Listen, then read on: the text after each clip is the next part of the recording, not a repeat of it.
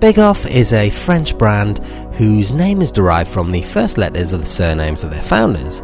It's a brand that is still in its relative infancy, having only been created in 2021. And I was actually really excited when this landed on my doormat, because j'adore le mentalité français, and I actually love France, its culture and its people. So to have a French microbrand in my hand is something that I'm personally very excited about.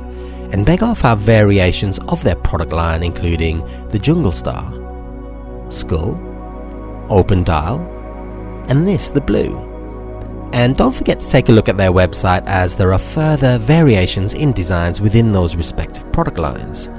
And just to reiterate what was said in a resounding and roaring 90-second spec, the Beghof Blue comes in at 13mm thick, including the crystal, 41mm in diameter, 45.6mm lug to lug, 20mm at the lug, with this high quality 316L stainless steel bracelet tapering down to 18mm at its butterfly clasp. Now the case is made of 316L stainless steel, is silver, and features a mix of polished and brushed finishes, polished at the side and brushed at the top. Now the case for me is one of two main features of the Beghof Blue. It's octagonal in shape, and this might sound weird but actually feels very octagonal. Now I've had other octagonal watches in my hand in the past that have been a little more subtle in its shape and has more rounded and circular characteristics, but certainly this feels a lot more angular at its octagonal points, but also because of its size. 41mm in diameter with a big blue sunray dial, and whilst lug to lug is 45.6mm, the lugs don't protrude out too far, which helps focus the shape of this watch on its octagonal form. 41mm in diameter, and what feels like a large 41mm in my opinion, coupled with a proportionally small 20mm lug width and bracelet width, adds to the feel of the big octagonal shape. And as you look around those angles, you'll see beveled edges to really give this case a bit more of complexity that makes this case feel more so towards the premium side. At 3 o'clock you'll find the push-pull crown, again high polished to match the case, and it's actually also octagonal in shape, which I'm really pleased about. Now it's a lovely dainty crown and is of course signed with the B element of the Beghof logo. And also note that the water resistance of the Beghof Blue is 5 ATM or 50 meters. Now onto that dial, and starting with the colour, and as you've seen so far, this is marketed as blue, not just in its description but in its overall product name. Now my interpretation of the colour is that the blue is a deep but not overly gleaming nor intense, but a deep, almost like jet blue. One might say the colour of the ocean over a deep trench rather than that of blue shallow waters, and dare I say a very masculine blue.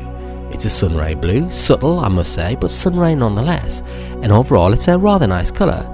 The indices are battened in white with high polished steel on the perimeter of each one, and that steel a bit thicker on the baton towards the centre of the dial, which is a little bit of detail actually that I feel was added to complement this crystal, which I'll come to in a second. Now with this 41mm diameter, it's a lot of dial, but Beghof has actually made these indices a little smaller in proportion to that large dial. Less the beaver's teeth at 12 o'clock and the slightly larger baton at the 6, and no temptation to match the size of those two larger batons at the 6, at the 3 or the 9, giving much more focus on that dial colour and the shape of that case. And also note the absence of any minute markers or chaptering, which again ensures that this watch does indeed focus on that big dial colour and case shape. You have Dauphine hands, again white in the middle with a lot of steel on show. They are faceted, which adds dimension and is a feature you find with Dauphine style hands. The minute hand ever so slightly overlaps the smaller baton hour markers, with the hour hand about 2/3 the size of that minute hand. The second hand is steel and overlaps into the hour markers, but interestingly is exactly the same height as the minute hand. You have the Beghof logo between the 12 and the pinion.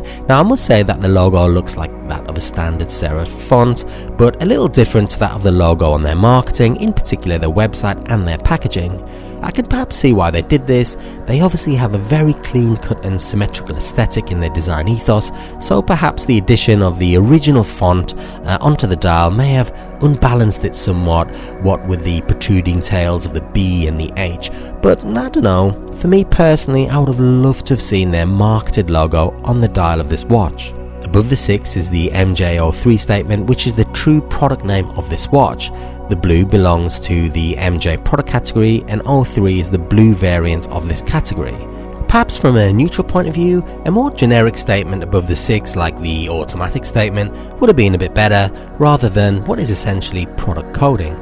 The Lume is a standard C1 Lume, and it holds up okay, if not perfect, but saying that, it's a nice looking Lume nonetheless, and it'll do the job just about fine, unless of course you want to start Lume wars with other watch enthusiasts.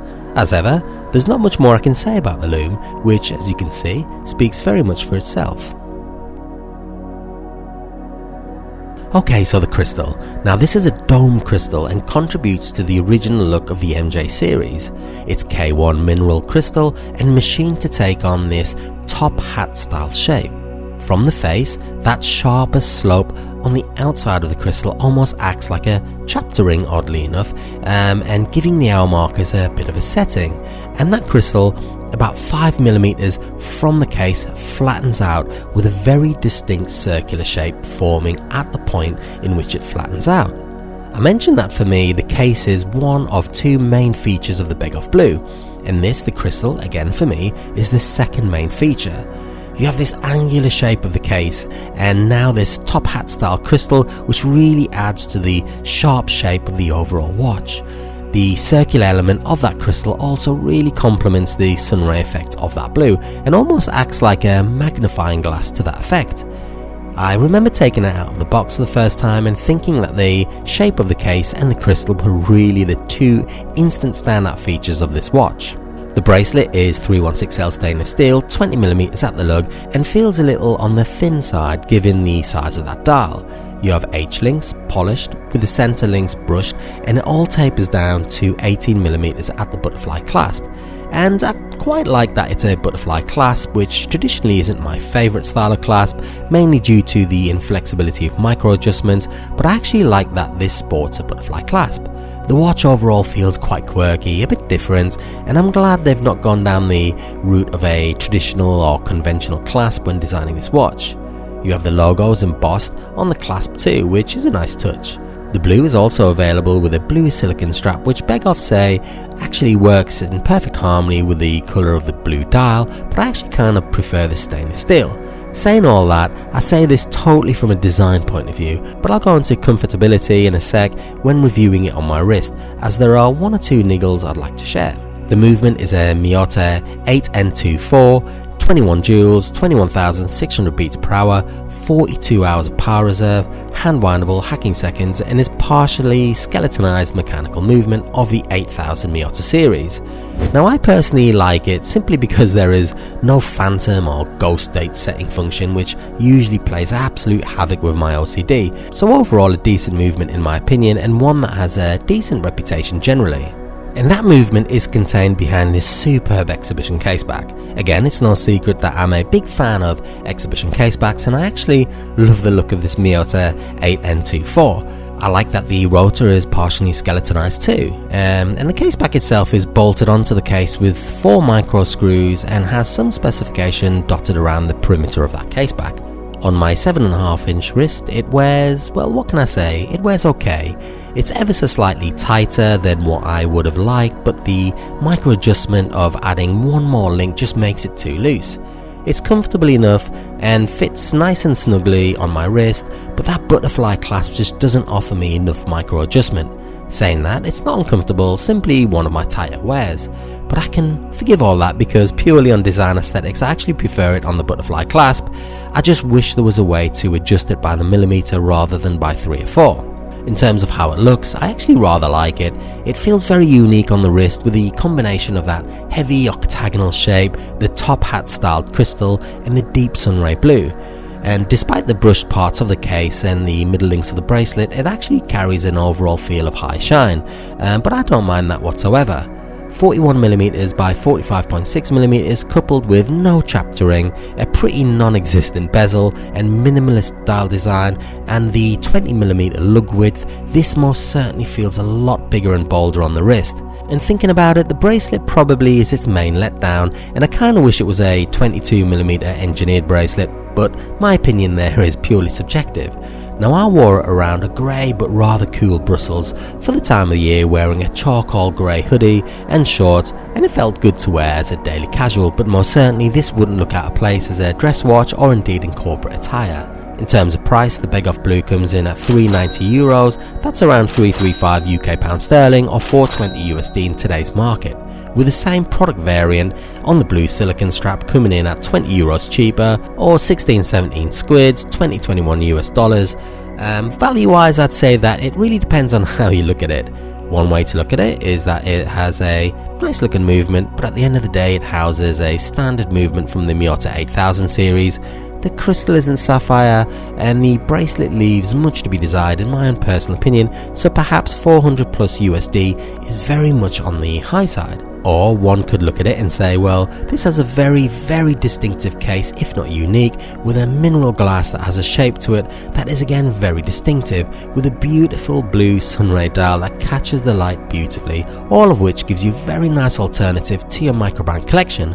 If you have the money, then yes, there is definitely value there to be had. Overall, what can I say? The watch itself is pretty cool actually, and if you're into microbrands, then this is a cool French micro to add to your collection. It's, well, as I described earlier, it's very distinctive, and with the combination of the case shape and the crystal shape, one would say very, very unique. It's definitely the classy variant of their product range, with the skull, for me, the badass standout pick of their collection, and it just shows that there is a dark side to this microbrand which I find totally cool.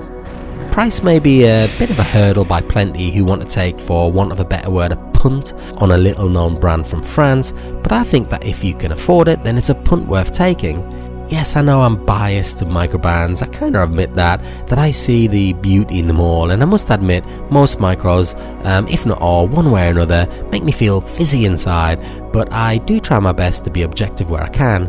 So overall, great watch, bracelet okay, perhaps price is a little on the steep side. Saying that, personally this watch is something that I'll most certainly wear on a number of occasions in the future. I really like it. It's always in the back of my mind to change up the bracelet, but that's okay. The brilliance of the case design, the crystal and the attractive dial design is worth this being an absolute keeper for me. So there it is, my Beghof Blue thoughts, and I just want to say thank you for watching. I really do appreciate all the support. Now I'm a non-monetized channel and create these videos purely because I have a passion for microbrands and little known watch brands, and also a love for putting together content and video editing. It means a world to me that you're here, and I hope you enjoy my walk around in Brussels.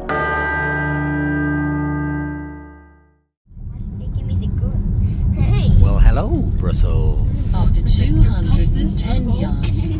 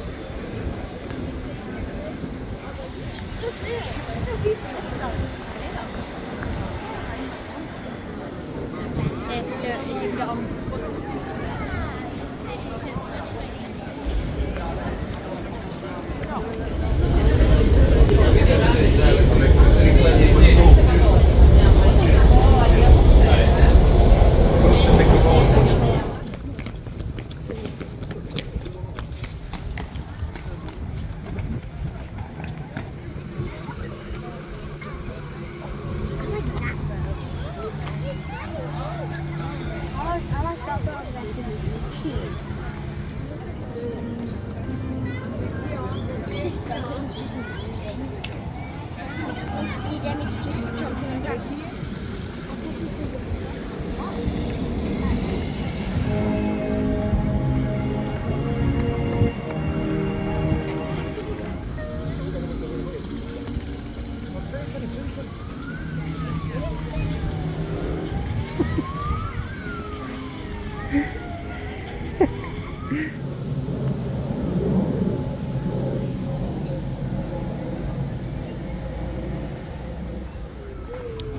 Look, you can see people.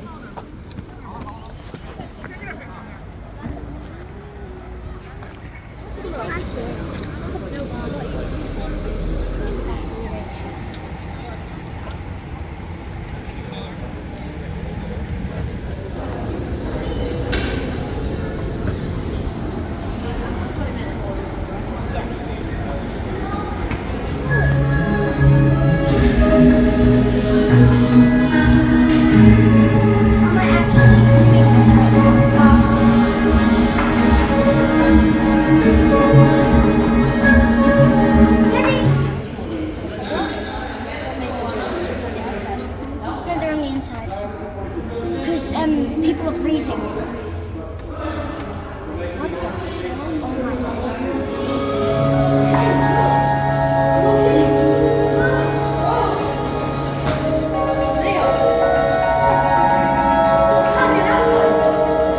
He's thinking it's broke. Like there's a pipe filling up with like toxic air. So same and I'm cleaning my shoes today. Just don't do that.